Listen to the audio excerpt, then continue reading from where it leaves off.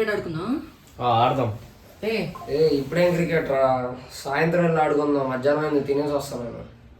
ఏం కాదులే, వర్క్ ఉందిరా అని. సాయంత్రం క్రికెట్ ఆడుకుని అటు నుంచి బయటికి వెళ్దాం.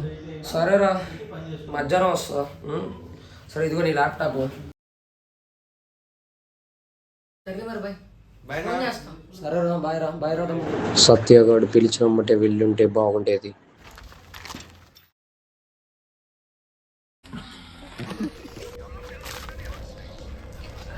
ఏంటి బ్యాటింగ్ చేస్తావా? బాల్ 6 కూడా కొడతా. వెళ్ళి బౌలింగ్ అయిపో.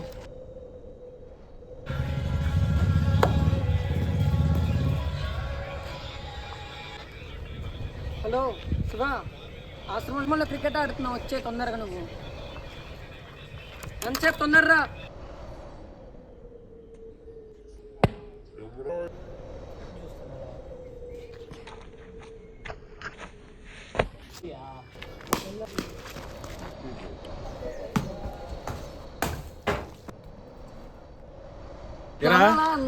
ఎవరు లేరు కదా, బాల్ అటు ఎందుకు కొట్టావు? నేను నార్మల్గా కొట్టారా, వెళ్ళింది. సరే బాయ్స్, పదండి బాల్ ఎత్తుదాం. బాలా మీరే కొట్టారు, మీరే ఎత్తుక్కోండి. కొంచెంసేపు ఉంటే మేము వెళ్ళిపోతాం. వాడు వెళ్ళిపోతున్నాడు కూడా. సర్లే పదరా రీతి, బాల్ ఎత్తుదాం పద. పిల్లలు ఎందుకు లేరా, మన ఇద్దరు వెళ్దాం పదా.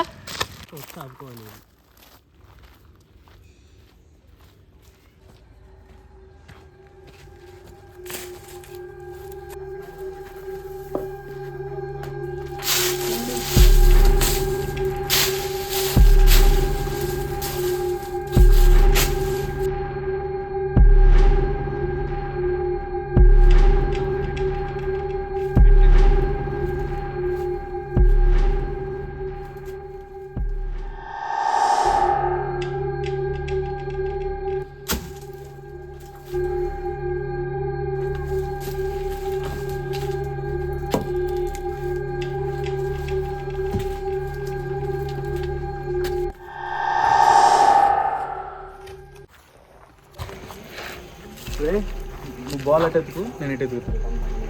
సరే.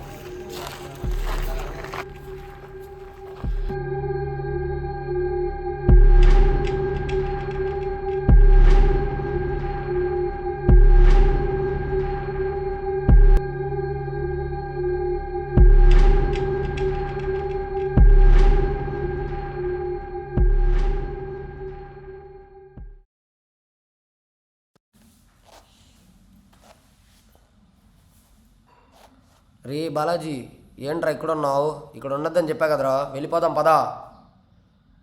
రారా, వెళ్ళిపోదాం. రే బాలాజీ, అవునరా, సత్యగాడు ఫోన్ చేశాడు కదా, ఎక్కడరా వాడు? ఏమోరా తెలీదు. ముందు బాల్ వెతకడానికి వచ్చాం, తర్వాత నుంచి కనపడట్లేదు. అవునా, సర్లే. నేను అద్దం వెనుక చిక్కుకుపోయాను, చూస్తూ వేచి ఉంటూ ఎవరైనా దగ్గరకు వస్తారేమోనని. Now you came. నన్ను వదిలి వేళకు.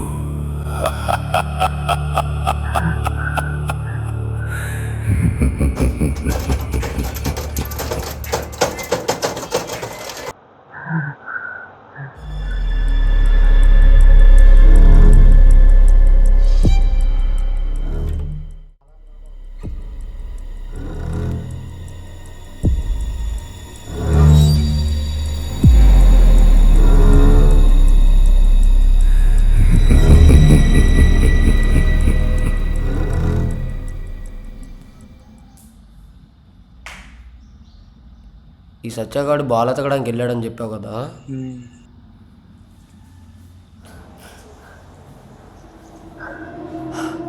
నాన్న వెళ్ళొద్దని చెప్పింది. ఫోన్ చేద్దాం.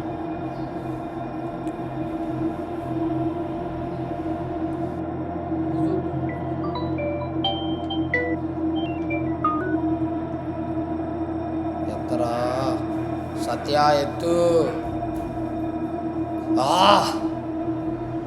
సత్య రే సత్య. అచ్చా పదరా, వెనక నుంచి వెళ్ళి చూద్దాం. సరేరా, అటు వెళ్ళి చూద్దాం.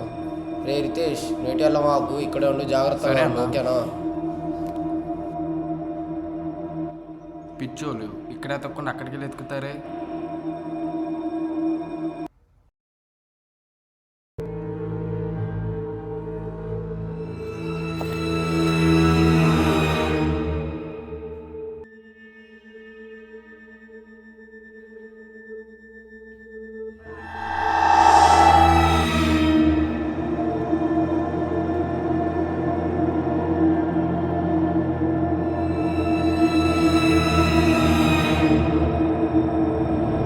నన్ను వదిలి వెళ్ళకు.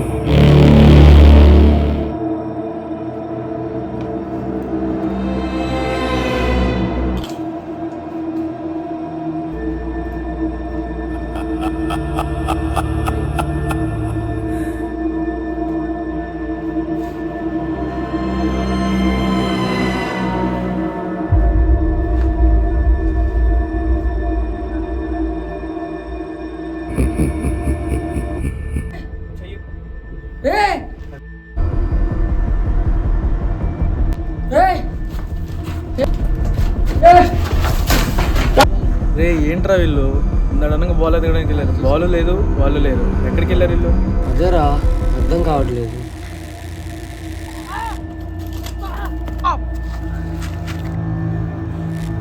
ఏమైందిరా, లెగవరా సత్య. ఏమైందిరా? ఏమైందిరా, లెగవరా. ఏమైందిరా? కూల్గొండ్రా. రేయ్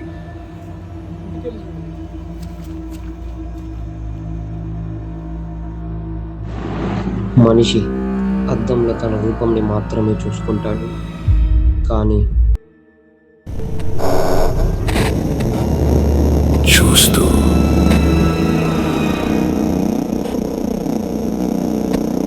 నన్ను వదిలి వెళ్ళకు.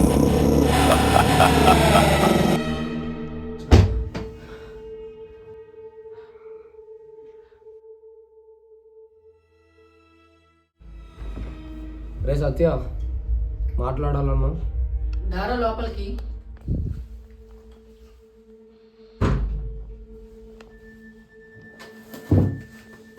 అసలు ఏమైందిరా?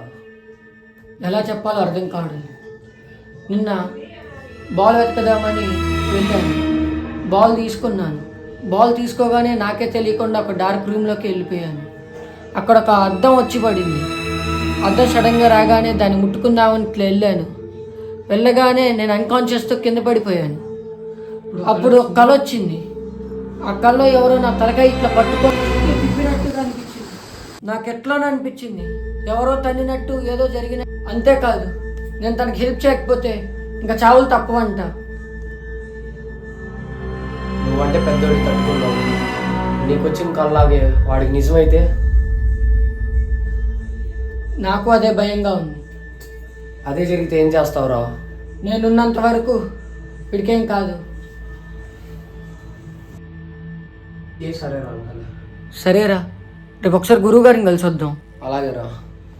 సరే మరి, నేను వెళ్ళొస్తా.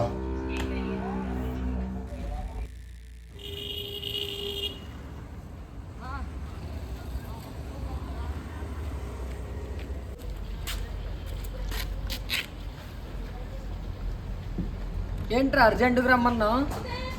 నిన్న జరిగిన దాని గురించి చెప్తావు కదరా, ఒకసారి గురుగారిని కలిస్తే బాగుంటుందేమో అనుకుంటున్నారా? వెళ్దామా మరి? వచ్చారా గురుగారు? ఏమోరా, చూద్దాం రా. గురుగారి దగ్గరికి వెళ్ళొద్దాం. సరే వెళ్దాం పారా.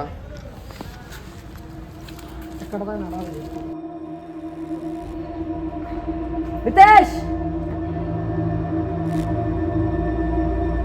రితేష్!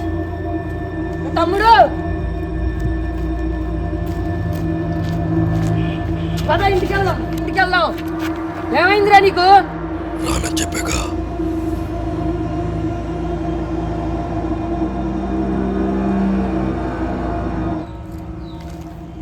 ఏమైందిరా వాడికి అలా ప్రవర్తిస్తున్నాడు? ఏమోరా, విచిత్రంగా ప్రవర్తిస్తున్నాడు. నాకు నిన్న రాత్రి కల్లోకి వచ్చింది ఈ గొంతు రెండు ఒకేలాగా ఉన్నాయి. సరే గురుగారి దగ్గరికి వెళ్దాం పారా ముందు. మాట్లాడరా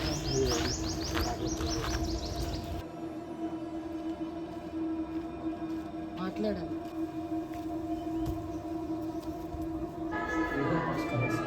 ఏమీ తెలియదు. దానికోసమే వచ్చాను.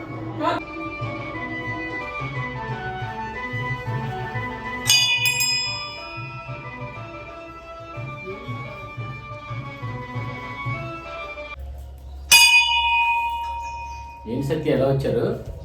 నమస్కారం గురువుగారు. నమస్కారం గురుగారు. మీతో కొంచెం మాట్లాడాలి. కూర్చో. నమస్కారం గురువు. మీతో కొంచెం మాట్లాడడానికి వచ్చాము. నిన్న మేము క్రికెట్ ఆడుతుండగా ఏదో తెలియని ప్రదేశానికి వెళ్ళాము. ఎంతోమంది వెళ్ళొద్దు అక్కడికి అన్నారు, అయినా కానీ మేము అక్కడే ఆడాము. వెళ్ళాము, బంతి కోసం వెళ్తే అక్కడ ఏదో తెలియని ఏదో తప్పుగా జరుగుతున్నట్టుగా మాకు అనిపించింది. ఏం జరుగుతుందో అర్థం కావట్లేదు. ఎంతోమంది హెచ్చరించినా కానీ మేము వినకుండా వెళ్ళాము. నిన్నటి నుంచి ఇప్పటి వరకు ఏదో నెగిటివ్ జరుగుతున్నట్టు మాకు అనిపించింది. మీకేమన్నా తెలిసేమో అని మేము మీ దగ్గరికి ఇలా వచ్చాము. మీరేమన్నా కొంచెం దాని గురించి చెప్పగలరా? నీకు ఇప్పుడు ఏం ప్రమాదం జరగలేదు కదా? నాకేం కాలేదు గురువు గారు. ఇలాంటి సంఘటనలు ఇంతకు ముందు ఏమైనా జరిగాయా? గతంలో ఒక సంఘటన జరిగింది. 30 సంవత్సరాల క్రితం ఆ పరిసర ప్రాంతాల్లో ఒక పిచ్చతను వచ్చి ఒక పిల్లవాడిని చెప్పినట్టు జనాలు చెప్తున్నారు. అప్పటి నుంచి ఆ పరిసర ప్రాంతాల్లో కూడా అందరూ మానేశారు. అందుకే నువ్వు నన్ను అటు వెళ్ళొద్దని చెప్పింది. నేను కాదురా, మా నాయనమ్మరా చెప్పింది. దగ్గరికి వచ్చి మీరు మాట్లాడుకుంటాడు సత్య. క్షమించండి గురువుగారు. నిన్న సాయంత్రం ఆ ప్రదేశంలో ఉన్న అద్దాన్ని ముట్టుకున్నాడు. అప్పటి నుంచి ఏదో చెడుగా జరుగుతుంది. తెల్లవారుజామున అలా బలహీనంగా మాట్లాడేసరికి భయం వేసి మీ దగ్గరికి ఇలా వచ్చాము. ఇప్పుడు మీ తమ్ముడు పరిస్థితి కూడా బలహీనపడిపోయిందా? ఆంజనేయ, అప్పట్లో ఆ పిల్లవాడు కూడా అలా బలహీనపడిపోయి ఆ తెల్లవారు రాత్రి మరణించిపోయాడు. రితేష్ కూడా.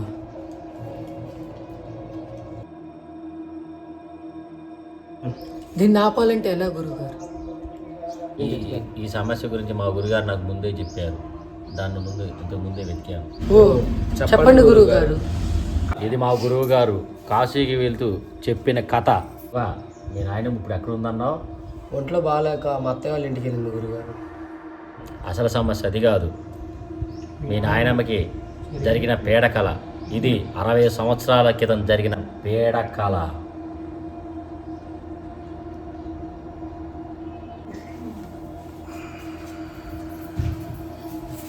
మా గురువు గారికి మీ నాయనమ్మ గారికి చిన్నతనంలో జరిగిన ఒక చిన్న సంఘటన. ఆ కాలంలో 5గురిని చంపిన ప్రేతాత్మ దుష్టకథ చెప్తా వినండి.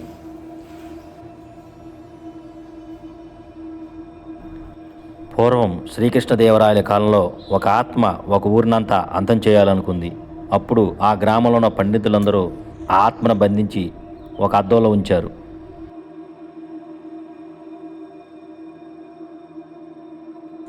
ముప్పై సంవత్సరాల క్రితం అది 2 బలి తీసుకుంది. ఆ 30 సంవత్సరాల క్రితం ఇంకో 5 బలి తీసుకుంది. అంటే ఇప్పుడు దానికి 7 బలయ్యారు. అది ఇప్పుడు ఇంకా శక్తివంతంగా తయారైంది. ఇప్పుడు మీ తమ్ముడు. గుర్తుంచుకో, అది 10 మందిని బలి తీసుకుంటే ఆ అద్దంలో అది విడుదలవుతుంది.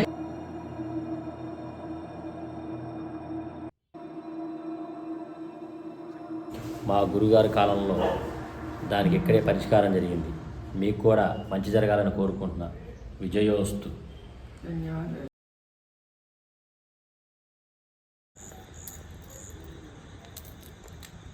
గురువుగారు రమ్మన్నారు, వస్తారంటావా? ఏమోరా తెలీదు, చూద్దాం.